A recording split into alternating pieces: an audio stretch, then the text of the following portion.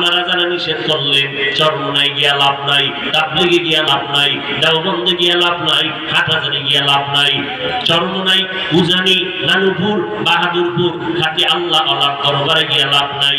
আপনার কথা 1 মিনিটের জন্য মেনে নিয়ে আমি সিদ্ধান্ত নিলাম জীবনে চরমোনাই যাব না, উজানি যাব না, দেওবন্দে যাব না, কওমি মাদ্রাসায় যাব না, হাটহাজারী যাব না, জীবনে তাবলীগেও যাব না। আলাদা আমার একটা ঠিকানা দাও, যেই ঠিকানায় গেলে দাড়িবিহীনওয়ালা দাড়িওয়ালা হবে। একটা আলাদা ঠিকানা দাও, এদের ঠিকানা বাদ দিয়ে নতুন ঠিকানা দাও, যেখানে গেলে সুদখোরেরা সুদ ছেড়ে দিবে, যেই জায়গায় গেলে মদিনার উম্মতেরা সুন্নতওয়ালা হয়ে যাবে, দিলটা নরম হবে, কান্নাওয়ালা পরিবেশটা তৈরি হবে। এমন একটা ঠিকানা দাও, ওই ঠিকানায় যাব, আমার আল্লাহর সাথে মোলাকাতের সবক নিব, মদিনাওয়ালা সুন্নতের সবক নিব। ঠিকানাও দিবা না, অন্য জায়গায় যাইতেও দিবা না, তাহলে আমি বুঝে নিব তোমরা বিধর্মীদের পা চাটা পাক্কা দালা।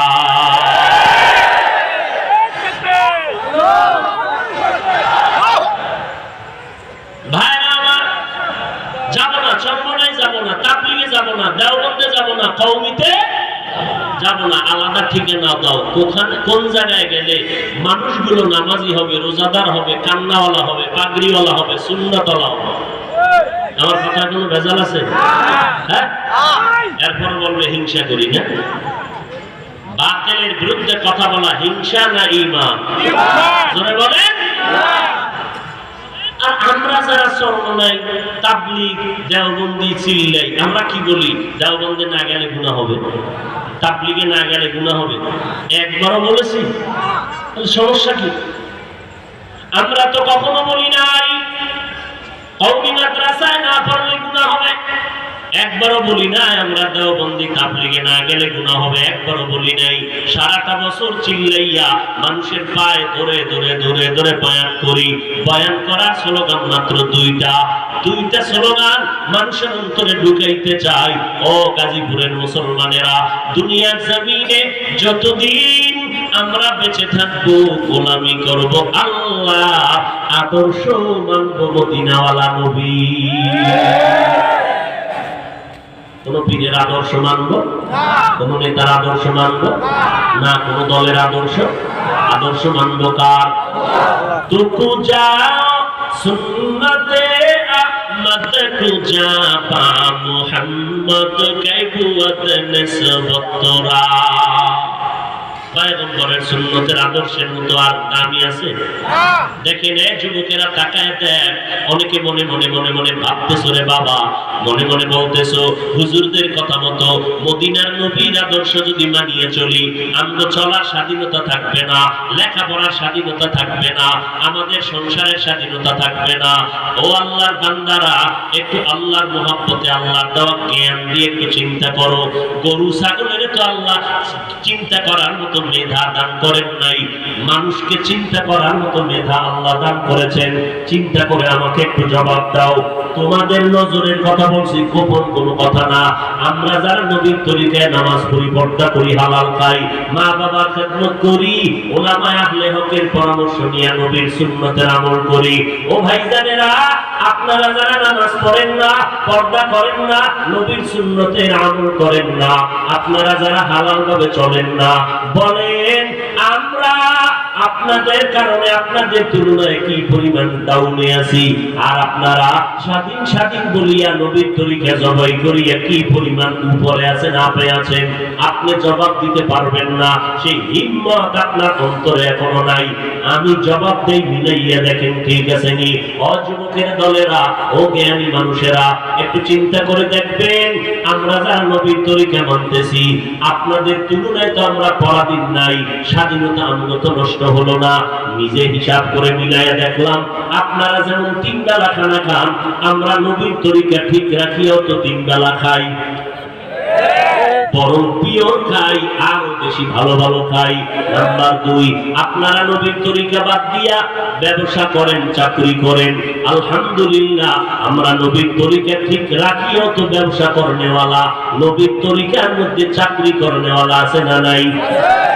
আপনারা নবীর তরিকা বাদ দিয়া বিবাহ শাদী করেছেন, সন্তান নিয়েছে। আমরা নবীর পৈতৃক তরিকা ঠিক রাখিয়া বিবাহ শাদী করেছি এবং সন্তান নিয়েছি।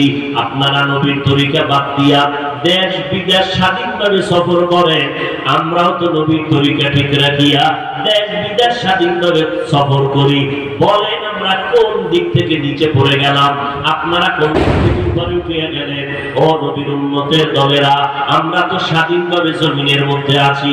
ও আল্লাহর বান্দা, চেয়ারম্যান সাহেব দেখা হলে কয় হুজুর সালাম দোয়া করবেন, এমপি সাহেব দেখা হলে বলে হুজুর সালাম দোয়া করবেন, মন্ত্রী মহোদয় দেখা হলে বলে হুজুর সালাম দোয়া করবেন।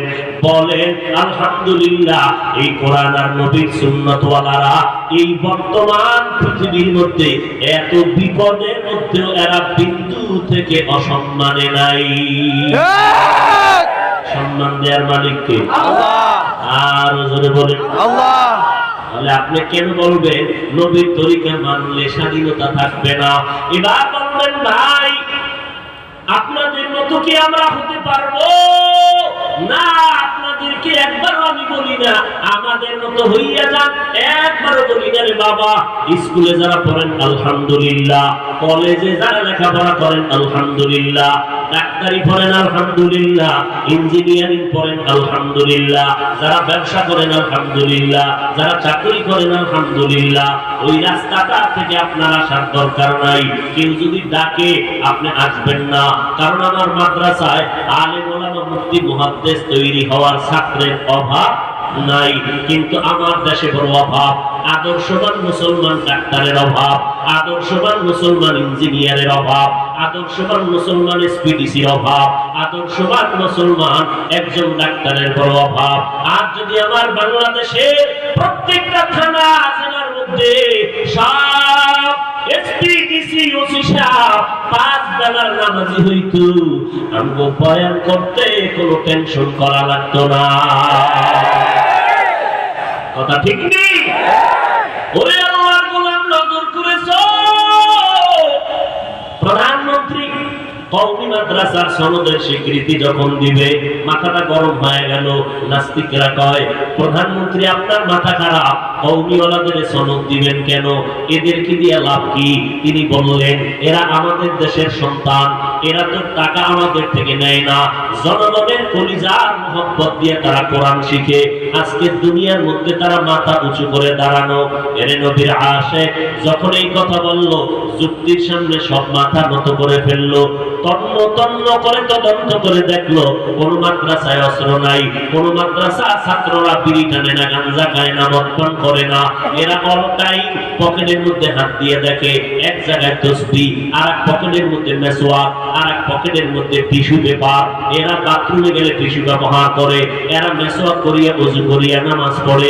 রাতের বেলা গোপনে গোপনে তদন্ত করে দেখে, মাদ্রাসার বাহিরের ওয়াল থেকে কান্না লাগাইয়া দেখে, ভেতরে কান্নার আওয়াজ শোনা যায়। কি ব্যাপারে তো কান্নার আওয়াজ কে? নজর করিয়া দেখে, ছিদ্র দিয়ে তাকায় দেখি বহু ছাত্ররা সেজদায় পড়ে মাওলা দরবারে কান্না করে, ও দয়ার মালিক আমাকে ইলমের দরজা থেকে মাহরুম করে ওনারে মালিক। টাকার জন্য মাদ্রাসায় আসি নাই, ক্ষমতার চেয়ার চাই না, টাকা চাই না, বাড়ি চাই না। মা বাবা বড় কষ্ট করে মাদ্রাসায় পাঠাইছে। কত বাবাই রিকশা চালাইয়া বেতন দেয়, মশারি কিনার টাকা নাই রে মালিক। ঈদের দিন কত বাবারা সন্তানের নতুন নতুন জামা কাপড় দেয়, সন্তান ঈদের বাজার করে, ঈদের আনন্দ করে। ওই যুবকেরা কান্দে, ও মালিক আমার ঈদের সময় একটা ভালো জামা দেওয়ার কোনো আব্বা নাই, আমাকে আনন্দ দেওয়ার মতো কোনো মা নাই, আমার কষ্ট করে জীবন চালাই। ও আল্লাহ এলেম শিক্ষার্থী ফিরাইয়া দিয়েন না, এলেম বাড়ায় দেন, জেহেন খুলে দেন, জিন্দেগি দান করে, বেয়াদবি যেন আমার দ্বারা কোনোদিন না হয়, মা বাবার সাথে মুরব্বীদের সাথে আচরণটা যেন ভালো হয়। ও আল্লাহ, তুমি আমাকে জেহেন খুলে দাও, ইলমের নূর সিনার মধ্যে দান করো। এত কষ্ট করে ছাত্ররা লেখাপড়া করে, সবাই তদন্ত করে সিদ্ধান্ত নিয়া তারা আবার মাইকে দাঁড়াইয়া কয় এই জমিনে মাদ্রাসা জঙ্গি তৈরির কেন্দ্র না, বরং মাদ্রাসাই হলো আদর্শ মানুষ তৈরি করার ফ্যাক্টরি। এরে নবীর উম্মতের দল চোখের সামনে তাকাইয়া দেখতেছো, আল্লাহ কোরআনের কি বরকত, নবীর সুন্নতের আদর্শের কি বরকত। ও আল্লাহর বান্দা, তুমি ডাক্তারি পড়ো, ইঞ্জিনিয়ারিং পড়ো, কোনো বাধা নাই, তবে তোমার কাছে অনুরোধ হলো এই রবিউল আউয়াল থেকে শিক্ষা নাও, আমার নবীর উত্তম আদর্শের মালাটা গলায় লাগাও। আমার নবীর উত্তম আদর্শ শিশু বেলা তাকাইলে দেখবা নবীর শিশুকালটা কেমন আদর্শের, কিশোর কালটা কেমন আদর্শের, শৈশবকাল আমার নবীর কেমন আদর্শের। আম্মা জান হালিমা সাদিয়া বলতেছেন, মুহাম্মদ আমিনার কোল থেকে যখন আমার কোলে আসলো, মুহাম্মদের আমি হালিমা 2 বছর দুগ্ধ পান করাইলাম। ওই মুহাম্মদের আমি বহু চেষ্টা করে দেখছি, মুহাম্মদ আমার একটা দুধ পান করে, অন্য দুধটা মুখের মধ্যে নেয় না। কেন নেয় না? চিন্তা ভাবনা করে দেখলাম, আমি হালিমার আর একটা সন্তান আছে, বাচ্চা দুধ পান করে আব্দুল্লাহ। মুহাম্মদ শিশু বেলায় ইনসাফ বজায় রেখে প্রমাণ করে দিল আমার ভাইয়ের হক আমি নষ্ট করতে পারি না। মায়ার নবী ইনসাফ কায়েম করলেন, নবীজির এত সুন্দর আদর্শ। আমার নবী রাস্তা দিয়ে হাঁটতেছে, এই নবীর আদর্শ গ্রহণ করলেন আবু বকর। নবী বলেন হযরতে আলী, 10 বছর বয়সে আমি মুহাম্মদের হাতে কালেমা পড়ে মুসলমান হয়ে গেলেন। কয় বছর? 10 বছরের সন্তান আমি মুহাম্মদের হাতে কালেমা পড়ে মুসলমান হয়ে গেল। আমি মুহাম্মদের উত্তম আদর্শ দিয়া মক্কার দরবার জাহেল মানুষদের সমস্ত জাহালাতকে দূর করে দিলাম। মক্কার মানুষ কন্যাদেরকে পছন্দ করে না, বিধবা নারীদেরকে তুচ্ছ করে তিরস্কার করে পাঠায় দেয়।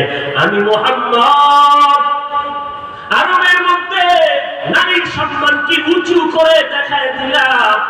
বিধবা নারী খাদিজা রাদিয়াল্লাহু আনহা, 2 জন স্বামী বিদায়ের পর আমি মুহাম্মদ আমার 25 বছর বয়সে 40 বছরের নারী খাদিজার বিবাহ করে দেখায় দিলাম।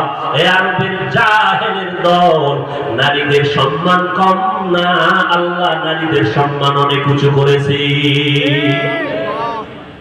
এই কথা যারা বুঝে না, তারা স্লোগান দেয় নারীর সমান অধিকার চাই, আবার তারা নারীর উপরে জুলুম করে যৌতুকের এই চাপা রোলার দিয়া নাই।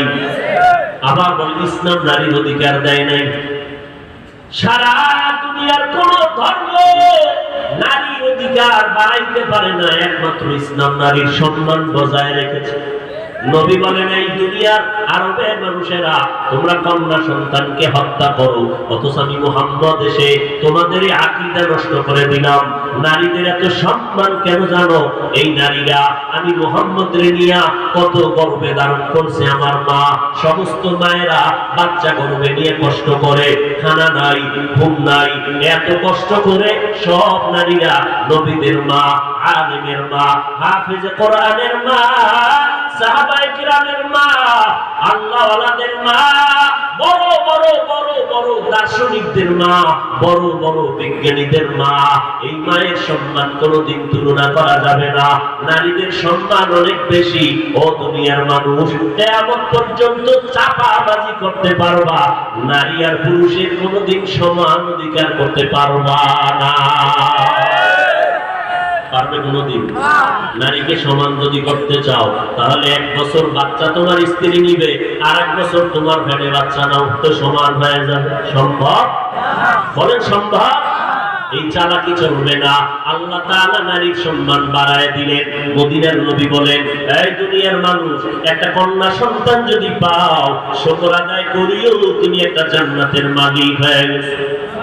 2টা কন্যা যদি পাও, অন্তরে খুশি হইও, তুমি 2টা জান্নাতের মালিক। সন্তান যদি পাও, তুমি মনে করবা 3টা কন্যা সন্তান পেলা না জানো 3টা জান্নাতের মালিক হয়ে গেল।